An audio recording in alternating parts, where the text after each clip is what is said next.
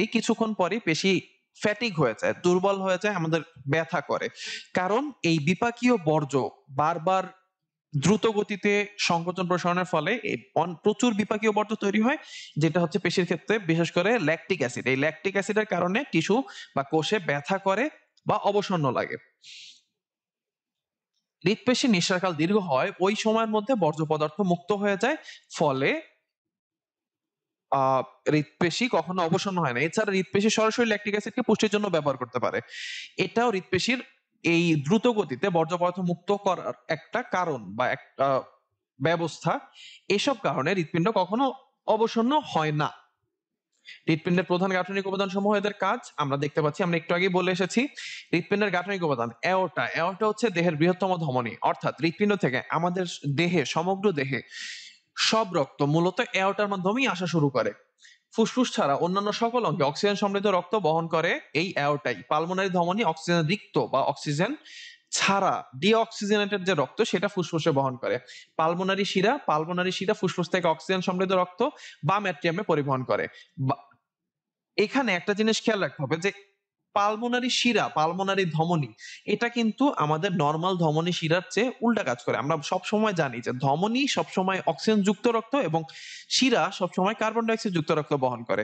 কিন্তু পালমোনারি শিরার ক্ষেত্রে সেটা উল্টা। পালমোনারি শিরার ক্ষেত্রে এই পালমোনারি শিরা নিজেই অক্সিজেন যুক্ত রক্ত বহন করে এবং পালমোনারি ধমনী কার্বন ডাই অক্সাইড যুক্ত রক্ত বহন করে। এখানে বাম অ্যাট্রিয়াম পালমোনারি শিরার মাধ্যমে ফুসফুস থেকে অক্সিজেন সমৃদ্ধ রক্ত গ্রহণ করে। বাম ভেন্ট্রিকল হৃৎপিণ্ডের সর্বাধিক পেশিবহুল অংশ, এটি অ্যাওর্টার মাধ্যমে সারা দেহে রক্ত পাম্প করে থাকে। বাইকাসপিড কপাটিকা বাম ভেন্ট্রিকলের সংকোচনকালে বাম অ্যাট্রিয়ামের রক্তের পশ্চাৎ প্রবাহ ব্যাক ফ্লো প্রতিরোধ করে।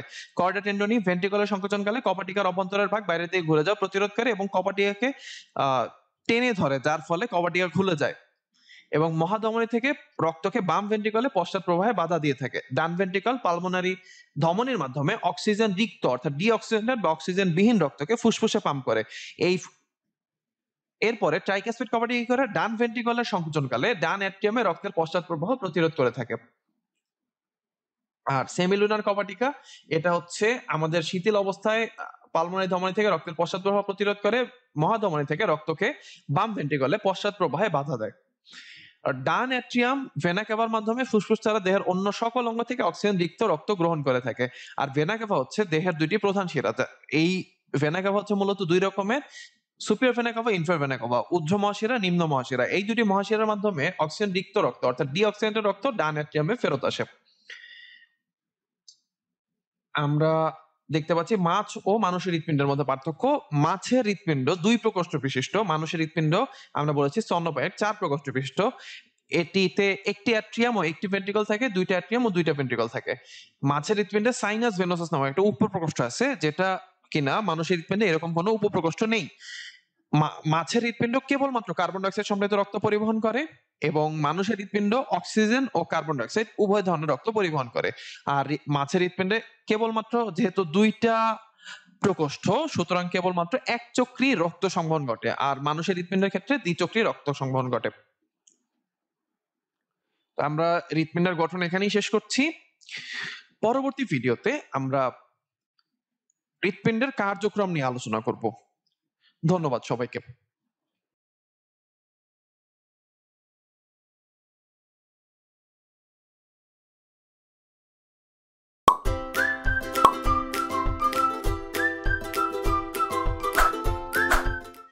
আসসালামু আলাইকুম, আশা করি সবাই ভালো আছো। শুরু করছি এইচএসসি প্রাণীবিজ্ঞান চতুর্থ অধ্যায় রক্ত ও সঞ্চালনের চতুর্থ ভিডিও। আগের ভিডিওতে আমরা হৃৎপিণ্ডের গঠন সম্পর্কে আলোচনা করেছি। এই ভিডিওতে আমরা হৃৎপিণ্ডের কার্যপ্রণালী, রক্তচাপ এবং আমাদের দেহের বিভিন্ন সংবহন তন্ত্র বা সংবহন প্রক্রিয়া সম্পর্কে আলোচনা করব। শুরু করা যাক তাহলে। প্রথমেই আমরা যদি হৃৎপিণ্ডের কার্যপ্রণালী পড়তে চাই, আমরা জানি আমাদের হৃৎপিণ্ড চলার সময় যে হার্টবিট হয়, অর্থাৎ হৃৎপিণ্ডের যে সংকোচন ও প্রসারণ, অর্থাৎ লাভ ডাব আমরা শুনতে পাই, এটাকে আমরা বলি হার্টবিট। এই হার্টবিট সম্পন্ন করতে, এই লাভ ডাব একটা সাইকেল সম্পন্ন করতে আমাদের হার্টকে একটি বা হৃৎপিণ্ডকে একটি চাক্রিক প্রক্রিয়ার মধ্য দিয়ে যেতে হয়, যেটাকে বলা হয় কার্ডিয়াক চক্র।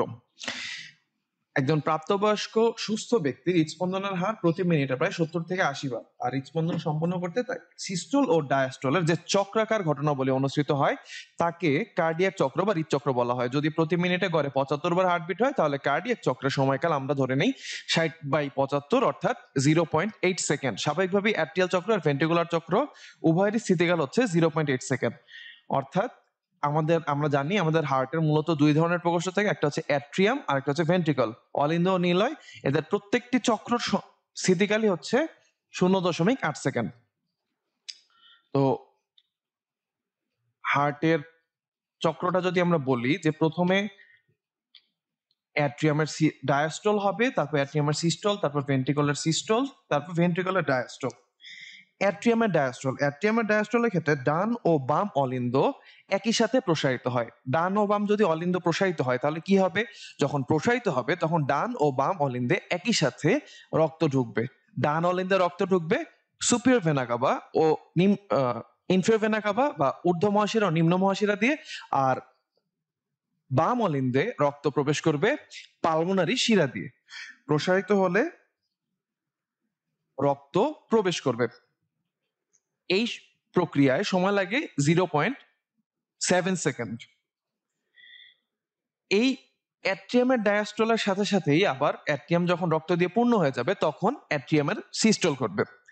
অ্যাট্রিয়ামের সিস্টল যখন ঘটবে তখন অ্যাট্রিয়াম থেকে রক্ত বের হয়ে যাবে। অ্যাট্রিয়াম সংকুচিত হবে যার ফলে অ্যাট্রিয়াম এর ওয়ালে বা অলিন্দের দেয়ালে চাপ পড়বে, যার ফলে অলিন্দ থেকে রক্ত বের হয়ে যাবে। অলিন্দ থেকে রক্ত কোথায় বের হবে? রক্ত চলে যাবে ভেন্ট্রিকলে। অলিন্দ থেকে রক্ত ভেন্ট্রিকলে যাবে।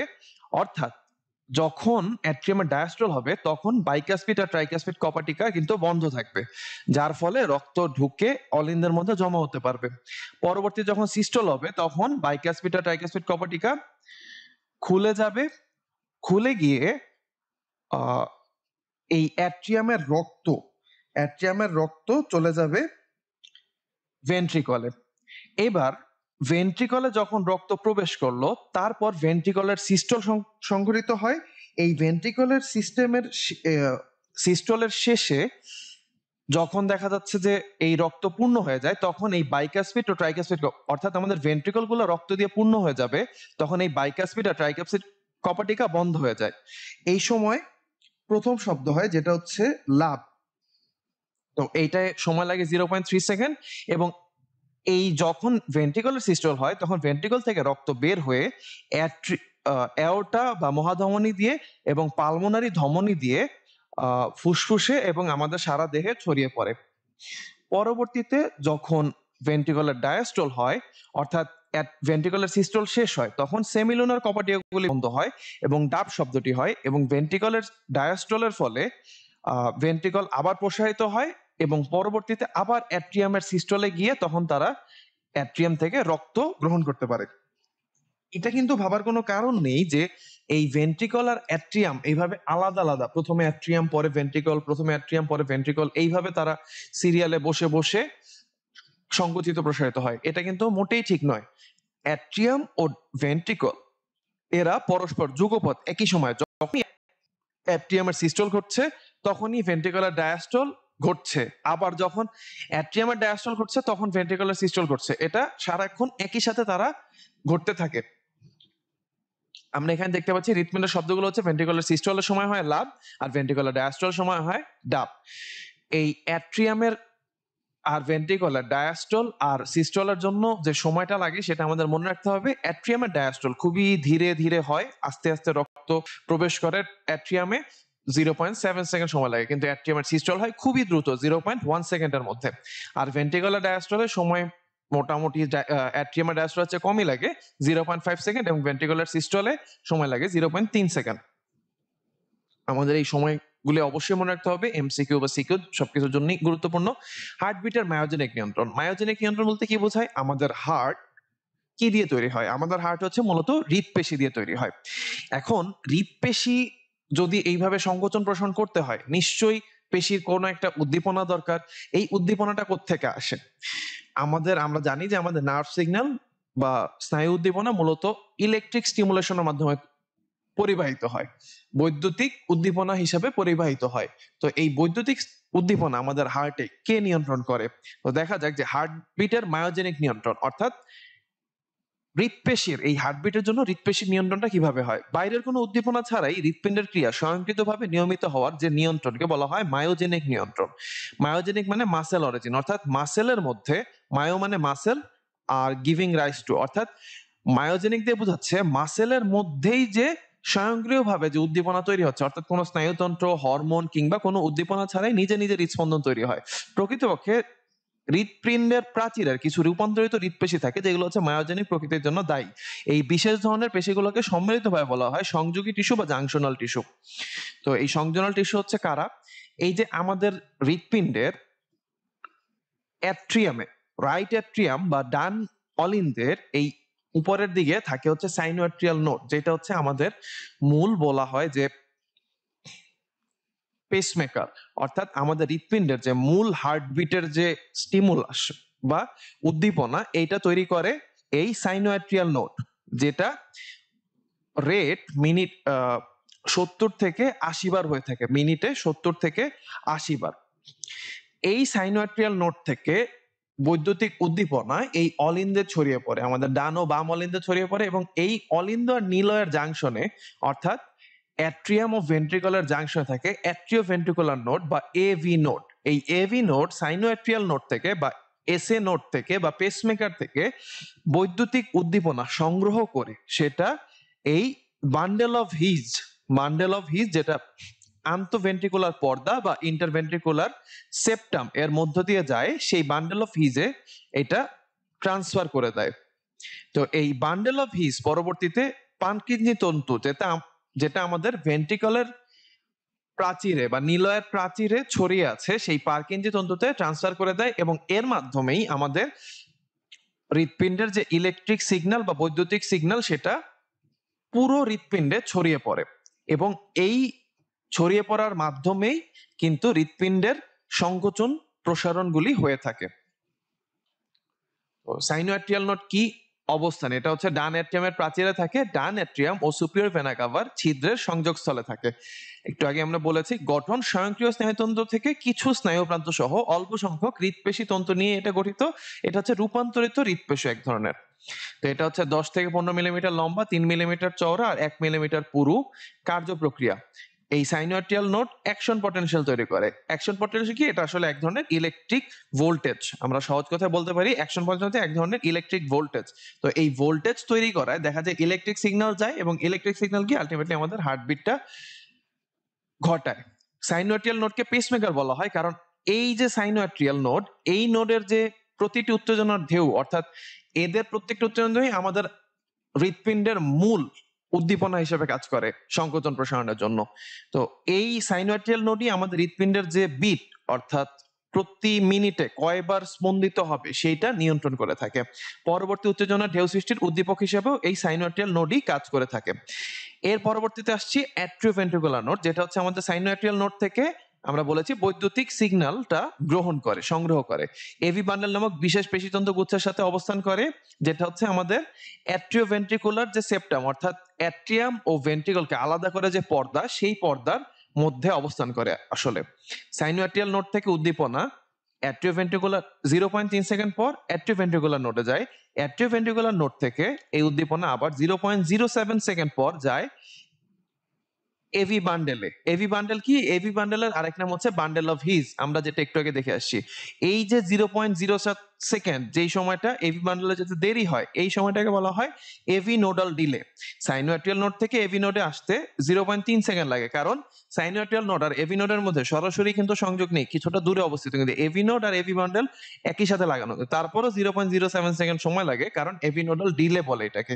এটা কি করে? আমাদের হৃৎপিণ্ডের যে হৃৎপেশি, এটা কিন্তু সারাক্ষণই পাম্প করছে, কিন্তু এই যে 0.07 সেকেন্ড প্রত্যেক পাম্পের মধ্যে এই সময়টা তাকে আমরা রেস্টের জন্য দিয়ে থাকি।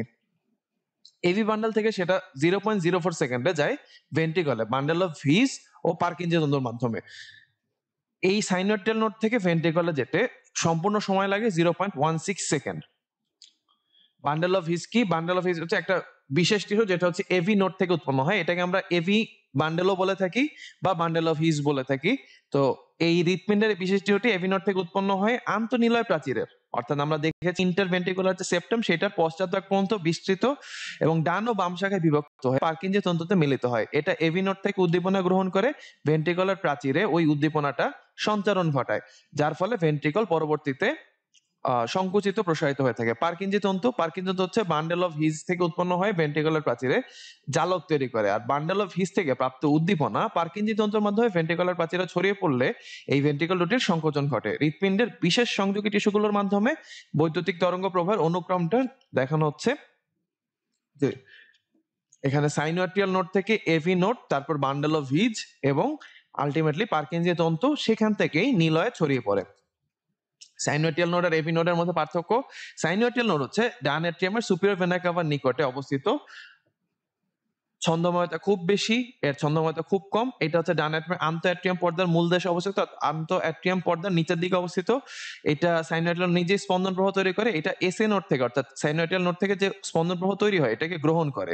যদিও এর নিজের কিছুটা সংকোচন প্রসারণ বা উদ্দীপনা তৈরি করার ক্ষমতা রয়েছে, কিন্তু এটা এসএ নোডের চেয়ে খুবই কম। যদি কোনো কারণে কারো এসএ নোড বা পেসমেকার ডিসেবল হয়ে যায়, অর্থাৎ কোনো কারণে আক্রান্ত হয় বা কোনো কারণে অসুস্থ হয়ে যায়, তখন এভি নোড ওই কাজটা টেক ওভার করে এবং এভি নোড তখন একটু কম রেটে 40 থেকে 60 বিট পার মিনিটে সে ইলেকট্রিক ইম্পালস বা ইলেকট্রিক সিগন্যাল দিতে পারে।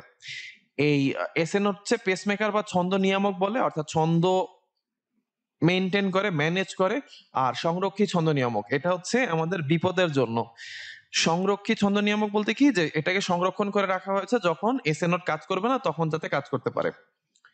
তো এরপরে আমরা আসছি রক্তচাপ। রক্তচাপ নিয়ন্ত্রণে ব্যারোরিসেপ্টরের ভূমিকা।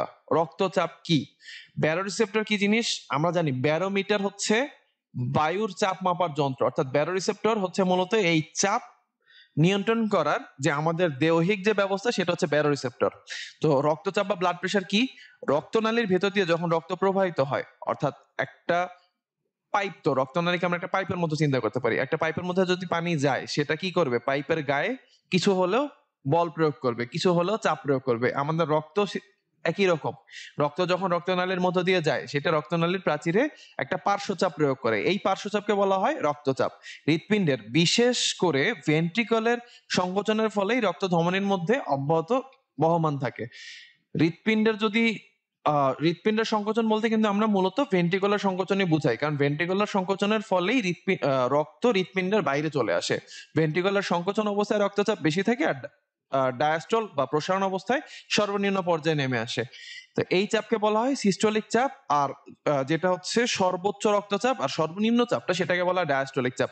আমরা কিন্তু অনেকেই এটার সাথে ফ্যামিলিয়ার যে প্রেসার কত 120/80 বা 110/70, এই কথাটা আমরা প্রায় শুনে থাকি। এই যে 120/80 বলি, এখানে 120 হচ্ছে আমাদের সিস্টোলিক চাপ, যেটা হচ্ছে ভেন্ট্রিকুলার সংকোচন অবস্থার চাপ, আর প্রসারণ অবস্থার চাপ হচ্ছে ওই যে আমরা পরের যেটা লিমিট বলি সেটা হচ্ছে 80, এইটা হচ্ছে সর্বনিম্ন পর্যায়ে চলে আসে। বলা হয় যে এটাকে বলা হয় হচ্ছে ডায়াস্টোলিক চাপ। তো একজন সুস্থ প্রাপ্তবয়স্ক মানুষের স্বাভাবিক সিস্টোলিক চাপ হচ্ছে 100 থেকে 139, অপটিমাম 120, এই জন্য আমরা বলি। আর স্বাভাবিক ডায়াস্টোলিক চাপ হচ্ছে 60 থেকে 90 বা 89। এটার অপটিমাম বা স্বাভাবিক বলা যায় যে মানে অ্যাকুরেট হচ্ছে 80 মিলিমিটার মার্কারি, যেটা হচ্ছে আদর্শ, অপটিমাম বা আদর্শ। রক্তচাপ যদি স্বাভাবিক সীমার উপরে থাকে তাহলে তাকে উচ্চ রক্তচাপ, এবং স্বাভাবিক সীমার নিচে থাকলে তাকে নিম্ন রক্তচাপ বলে। এই নিম্ন রক্তচাপ মানুষের রক্তচাপ মাপার যন্ত্রকে বলা হয় সিগমোম্যানোমিটার। আর বয়স, লিঙ্গ, পেশা, খাদ্য বা জীবনযাপন পদ্ধতি ইত্যাদি কারণে মানুষের রক্তচাপের তারতম্য ঘটে। ব্যারোরিসেপ্টর কারা? ব্যারোরিসেপ্টর হচ্ছে মানুষের রক্তবাহিকার প্রাচীরে থাকা বিশেষ সংবেদী স্নায়ু প্রান্ত। মানুষের রক্তবাহিকার প্রাচীরে থাকে, রক্তবাহিকার প্রাচীর বলতে কি, যে আমাদের রক্তনালীর যে লুমেন, রক্তনালীর যে বলা হয় এই যে এইটা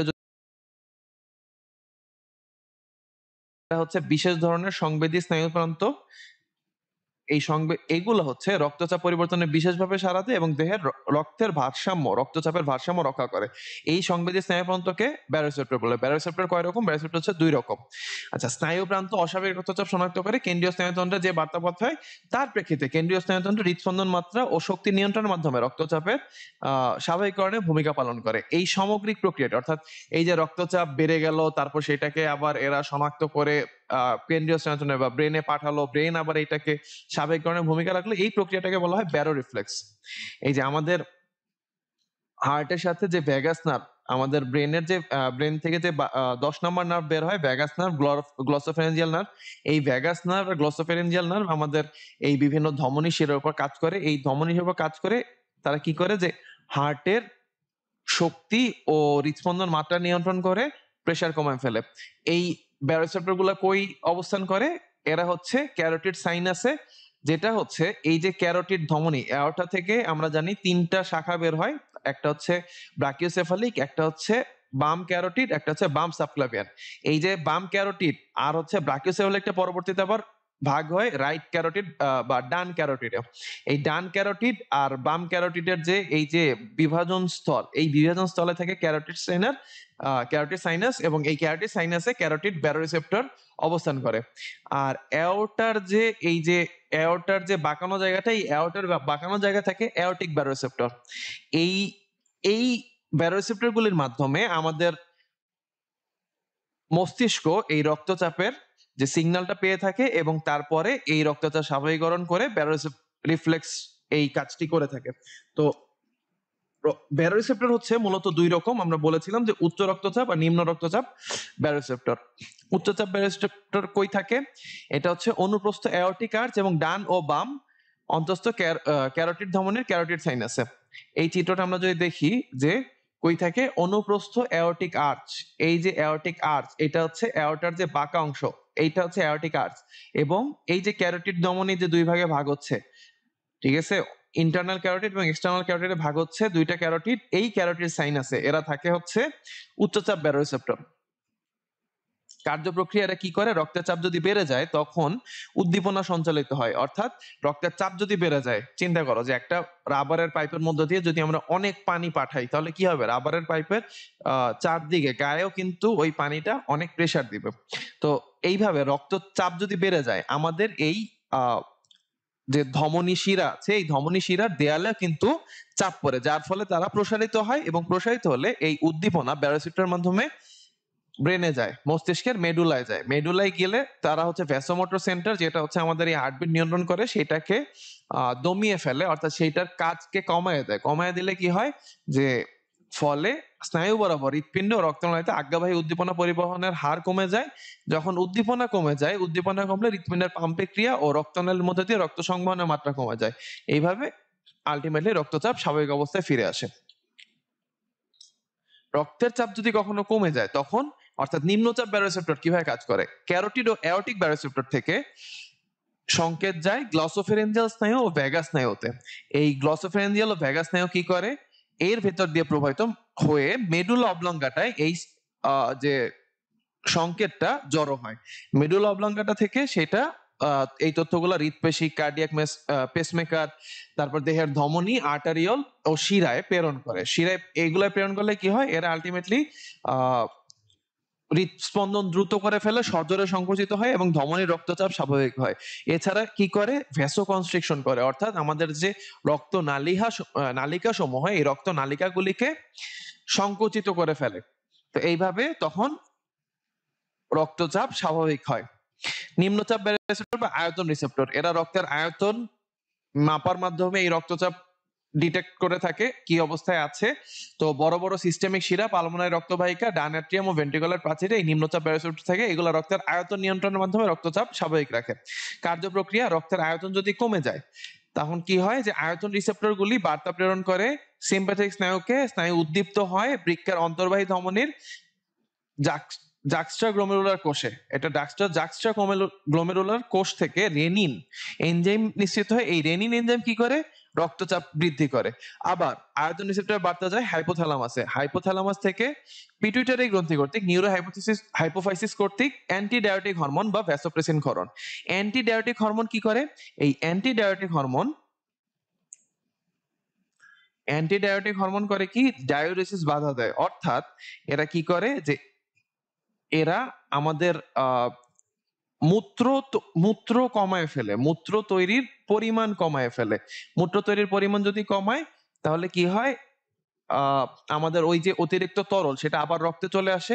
হরমোনটা কি করে, বৃক্কনালীর সংকোচন ঘটায়, ফলে মূত্র তৈরি কমে যায়। মূত্র তৈরি কমে যাওয়ার ফলে মূত্রের যে তরল পানি থাকে সেই পানিটা রক্তে চলে আসে, আলটিমেটলি রক্তের আয়তন বেড়ে যায়। তো এর কারণে রক্তচাপ আবার স্বাভাবিক অবস্থায় ফেরত আসে। মানবদেহে রক্ত সঞ্চালন, মানবদেহে রক্ত সংবন্ধন হচ্ছে বদ্ধ ধরনের, অর্থাৎ ধমনী, হৃৎপিণ্ড, শিরা, কৈশিক জালিকা ইত্যাদির মাধ্যমে সঞ্চালিত হয়। কিছু নিম্ন শ্রেণীর প্রাণী আছে যাদের রক্ত উন্মুক্ত ধরনেরও হয়ে থাকে। উন্মুক্ত ধরনের ক্ষেত্রে কি হয়, রক্ত একটা দেহের একটা নির্দিষ্ট গহ্বরে এসে উন্মুক্ত হয়ে যায়, সেই গহ্বর থেকে আবার এই একই রকম সাইকেলে ঘুরে আসে।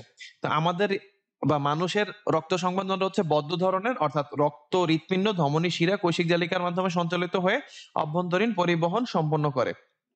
তো তাছাড়া মানুষের রক্ত সংবহনকে দ্বিচক্রীয় সংবহন বলা হয়। অর্থাৎ আমরা দেখি যে একটা চক্র চলে হচ্ছে ডান ভেন্ট্রিকল থেকে ফুসফুস হয়ে আবার বাম অলিন্দ পর্যন্ত, আর আরেকটা চক্র চলে বাম ভেন্ট্রিকল থেকে সমগ্র দেহ হয়ে ডান অলিন্দ পর্যন্ত। তো এই যে বড় যে চক্র দুটিকে, এগুলোকে বলা হয় পালমোনারি ও সিস্টেমিক চক্র। মানবদেহে 4 প্রক্রিয়া রক্ত সংবহন গঠিত হয়: সিস্টেমিক, পালমোনারি, পোর্টাল, করোনারি। আমরা সবগুলো একটু দেখবো। সিস্টেমিক সংবহন কি? সিস্টেমিক হচ্ছে যে সংবহন রক্ত বাম ভেন্ট্রিকল থেকে বিভিন্ন রক্তবাহিকার মাধ্যমে অঙ্গগুলোকে, অর্থাৎ দৈহিক অঙ্গগুলোতে পৌঁছায় এবং অঙ্গ থেকে ডান অ্যাট্রিয়ামে আবার ফেরত আসে, সেটাকে বলা হয় সিস্টেমিক সংবহন। গতিপথ কিভাবে যায়? বাম ভেন্ট্রিকল থেকে এটা যায় অ্যাওর্টার মাধ্যমে সমগ্র দেহে যায়, টিস্যু অঙ্গে, টিস্যু অঙ্গ থেকে এটা মহাশিরার মাধ্যমে, ভেনা কাভার মাধ্যমে আবার ফেরত আসে ডান অ্যাট্রিয়ামে। এটাই হচ্ছে আমাদের মূলত ডান অ্যাট্রিয়ামে আসলো, এটাই মূলত সিস্টেমিক সংবহন। ডান অ্যাট্রিয়াম থেকে বলা যায় যে ডান ভেন্ট্রিকল পর্যন্ত সময়কাল 25 থেকে 30 সেকেন্ড, একবার হতে সময় 25 থেকে 30 সেকেন্ড সময় লাগে।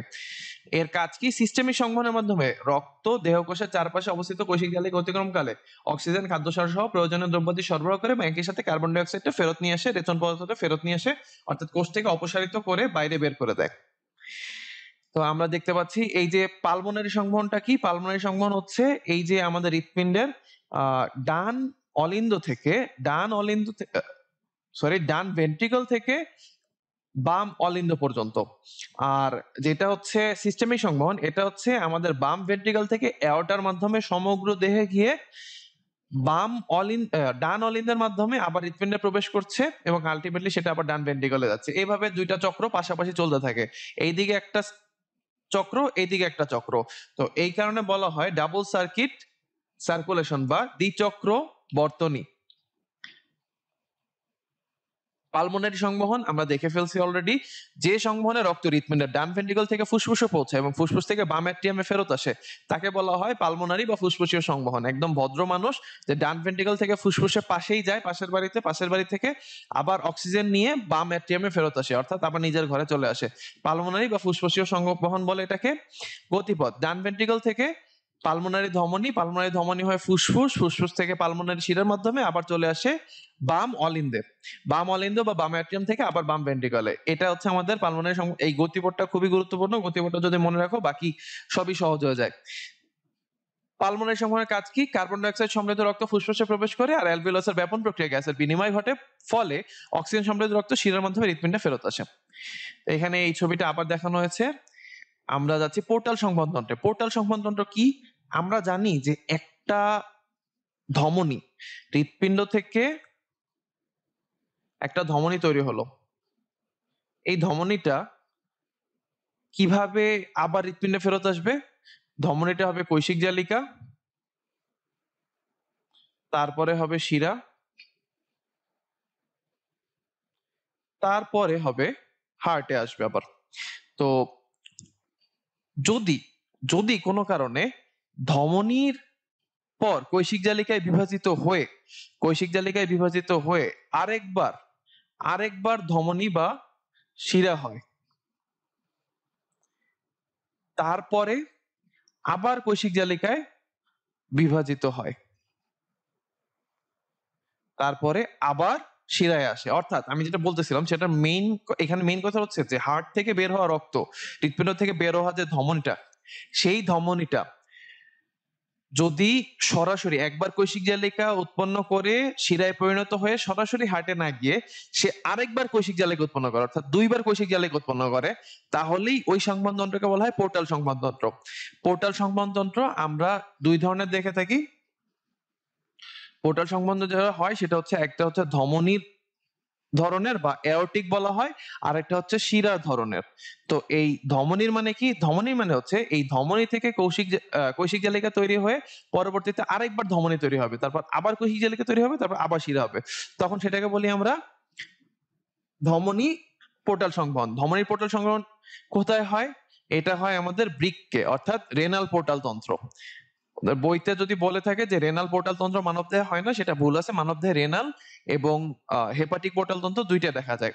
রেনাল পোর্টাল তন্ত্র হচ্ছে আমাদের বৃক্কে ঘটে, আর যদি ধমনী থেকে কৈশিক জালিকা হয়ে সেটা পরবর্তীতে শিরায় পরিণত হয়ে আবার কৈশিক জালিকা হয়ে আবার শিরা হয়, তখন সেটাকে বলি আমরা ভেন শিরার যে পোর্টাল সংবহনতন্ত্র, শিরা টাইপের আর কি।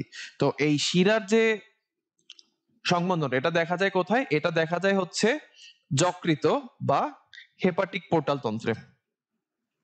হেপাটিক পোর্টাল তন্ত্র, তো দেখি আমাদের স্লাইডটা দেখি। তো সিস্টেমিক ও পালমোনারি সংবহন তন্ত্রের এই দুটি সম্পূর্ণ সংবহন ছাড়াও অনেক মেরুদণ্ডী প্রাণীতে রক্ত চলার পথে কিছু পার্শ্বপথ অনুসরণ করে। এসব ক্ষেত্রে কোনো অঙ্গের কৈশিক জালিকা থেকে উৎপন্ন শিরা হৃৎপিণ্ডকে অগ্রসর হওয়ার পথে অন্য একটা মাধ্যমিক অঙ্গে প্রবেশ করে। অর্থাৎ আমাদের যে যকৃতের যে শিরাটার কথা বললাম, হেপাটিক শিরা, এটা কিন্তু আসলে আমাদের পাকস্থলীর শিরা বা আমাদের পৌষ্টিক নালীর শিরা, ক্ষুদ্রান্ত বৃহদান্ত্র এগুলোর শিরা। তো এই ক্ষুদ্রান্ত বৃহদান্ত্র থেকে সে খাবার সংগ্রহ করে সে যখন কৈশিক জালিকা থেকে আবার শিরায় পরিণত হয় কিছু দূর যাওয়ার পর সে আরেকবার লিভারে এসে আরেকবার কৈশিক জালিকায় বিভাজিত হয়। তো এই কারণে এই ধরনের সংবহনকে বলা হয় পোর্টাল সংবহন তন্ত্র। মেরুদণ্ডী প্রাণীতে হেপাটিক ও রেনাল দুই ধরনের পোর্টাল দেখা যায়। রেনাল পোর্টাল সংবহন মানুষ সহ বিভিন্ন স্তন্যপায়ীতে অনুষ্ঠিত, এটা আমাদের বইতে আছে, কিন্তু বইয়েরটা আমাদের খেয়াল রাখতে হবে। কিন্তু রেনাল পোর্টাল সংবহন তন্ত্র মানুষে দেখা যায়, বৃক্কে দেখা যায়। হেপাটিক পোর্টাল সংবহন এরা হচ্ছে পাকস্থলী, ক্ষুদ্রান্ত, অগ্নাশয়, অন্ত্র ও প্লীহা থেকে যে কৈশিক জালিকার মাধ্যমে যে রক্ত সংগৃহীত হয় সেটা হেপাটিক পোর্টাল শিরার মাধ্যমে রক্তের দিকে প্রবাহিত হওয়াকে হেপাটিক পোর্টাল সংবহন বলে। অর্থাৎ এই আমাদের যে পৌষ্টিক নালী এগুলা থেকে যে শিরাটা তৈরি হলো, এই শিরাটার কই যাওয়ার কথা? সরাসরি ইনফ্রা ভেনা কাভার মাধ্যমে হার্টে চলে যাওয়ার কথা, কিন্তু সেটা সে না গিয়ে সে করে কি আরেকবার যকৃতে গিয়ে কৈশিক জালিকায় বিভাজিত হয়। এবার যকৃত থেকে সে পরবর্তীতে ইনফিরিয়র ভেনা কাভায় ঢুকে যায়। সো এই যে একবার যকৃতে গিয়ে আরেকবার কৈশিক জালিকায় ভাগ হলো, এটাকে বলা হচ্ছে হেপাটিক পোর্টাল সংবহন তন্ত্র। পৌষ্টিক অঙ্গ সমূহ থেকে হেপাটিক পোর্টাল শিরা, তারপর যকৃত, সেখান থেকে হেপাটিক শিরা, ইনফিরিয়র ভেনা কাভা, হৃৎপিণ্ড, এভাবে আমাদের রক্ত পরিবহন হয়ে থাকে। হেপাটিক পোর্টাল সংবহনের প্রয়োজনীয়তা। হেপাটিক পোর্টাল সংবহন তন্ত্র আমাদের দেহের জন্য খুবই গুরুত্বপূর্ণ। অর্থাৎ পৌষ্টিক নালী থেকে শোষিত যে সরল খাদ্য, glucose, amino acid, fatty acid, এগুলো পোর্টাল সংবহনের মধ্যে যকৃতে পৌঁছায়। আর যকৃত কি করে? অতিরিক্ত গ্লুকোজকে গ্লাইকোজেনে পরিণত করে ভবিষ্যতের জন্য জমা রাখে। আর যকৃত কিন্তু আমাদের এই যে এতগুলি যে খাদ্যদ্রব্য যাচ্ছে, এই খাদ্যগুলাকে সে কিন্তু খাদ্য সারে পরিণত করে। সে আরো ক্ষুদ্র বিক্রিয়া করে সরল খাদ্যে পরিণত করে। আমাদের দেহের অনেকগুলি বিক্রিয়া এই যকৃতেই হয়ে থাকে। তো এই যকৃতে খাদ্যটা পৌঁছানো তাই আগে অনেক বেশি গুরুত্বপূর্ণ যে সে আমাদের দেহের অনুযায়ী খাদ্যটাকে তৈরি করে খাপ খাইয়ে সেটাকে বন্টন করে দিবে।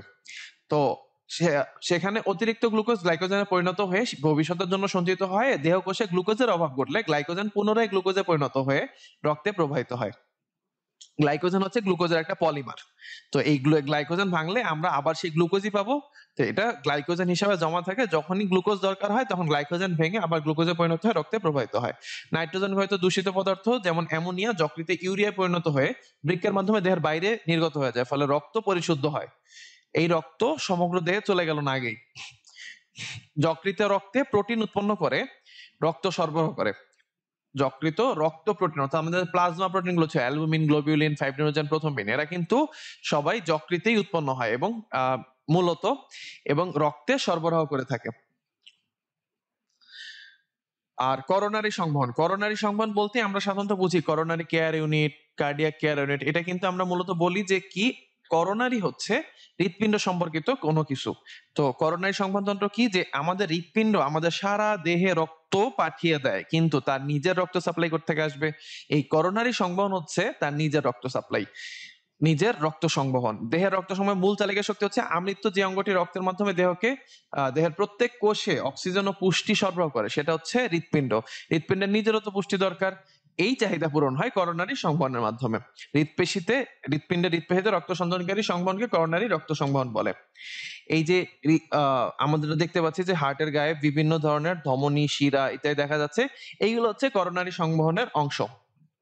সিস্টেমিক ধমনী থেকে, অর্থাৎ এই যে আর্চ অফ এওর্টা, এওর্টা থেকেই, আর্চ অফ এওর্টা বলতে এই যে মহাধমনীকে বোঝাইছি, এই মহাধমনী থেকেই এই যে আমাদের করোনারি ধমনীগুলো তৈরি হয়। এই যে দুইটা করোনারি ধমনী তৈরি হয়েছে, সেখান থেকে সেই করোনারি ধমনীগুলো হৃৎপ্রাচীরে ছড়ায় পড়ে এবং সেখান থেকে পরবর্তীতে করোনারি শিরা তৈরি হয় এবং করোনারি শিরা সেটা আবার ডান অ্যাট্রিয়ামে ওই কার্বন ডাইঅক্সাইড যুক্ত রক্তটাকে দিয়ে দেয়। ও সিস্টেমিক ও পালমোনারি সংবহনের পার্থক্য। সিস্টেমিক সংবহন ও পালমোনারি সংবহনের মধ্যে পার্থক্য হচ্ছে সিস্টেমিক সংবহনে রক্ত বাম ভেন্ট্রিকল থেকে দেহ টিস্যু হয়ে ডান অ্যাট্রিয়ামে যায়, আর পালমোনারি সংবহনটা ঠিক উল্টা, ডান ভেন্ট্রিকল থেকে ফুসফুস হয়ে বাম অ্যাট্রিয়ামে আসে। সিস্টেমিক সংবহনে মূলত অক্সিজেন সমৃদ্ধ রক্ত এবং শিরা অক্সিজেন রিক্ত রক্ত বা অক্সিজেন বিহীন বা কার্বন ডাইঅক্সাইড যুক্ত রক্ত বহন করে। আর পালমোনারি সংবহনে ধমনী হচ্ছে অক্সিজেন রিক্ত বা অক্সিজেন বিহীন রক্ত, আর পালমোনারি শিরা অক্সিজেন সমৃদ্ধ রক্ত বহন করে। তো এটা হচ্ছে ওই দেহের সমগ্র টিস্যু, আর এটা শুধুমাত্র ফুসফুস অতিক্রম করে। এইটার কাজ কি, সিস্টেমিক দেহের টিস্যু পুষ্টি সরবরাহ করা, আর পালমোনারি সংবহনের কাজ হচ্ছে অক্সিজেন সংগ্রহের জন্য ফুসফুসে গমন করা। পালমোনারি সংবহনে শুধুমাত্র অক্সিজেনের আদান প্রদান হয়। আর সিস্টেমিক সংবহনে রক্তচাপ অনেক বেশি থাকে, পালমোনারি সংবহনে রক্তচাপ তুলনামূলকভাবে কম থাকে, কারণ রক্তচাপ যদি বেশি থাকে সেটা আমাদের ফুসফুসে ক্ষতি করতে পারে। তো আমরা আমাদের হৃৎপিণ্ডের গঠন, কার্যপ্রণালী কিন্তু শেষ করে ফেললাম। এখন এই চ্যাপ্টারে শুধুমাত্র আমাদের বাকি রয়েছে হৃৎপিণ্ডের রোগ। আমরা পরবর্তী ভিডিওতে ইনশাআল্লাহ হৃৎপিণ্ডের রোগ শেষ করে দেব। ধন্যবাদ সবাইকে।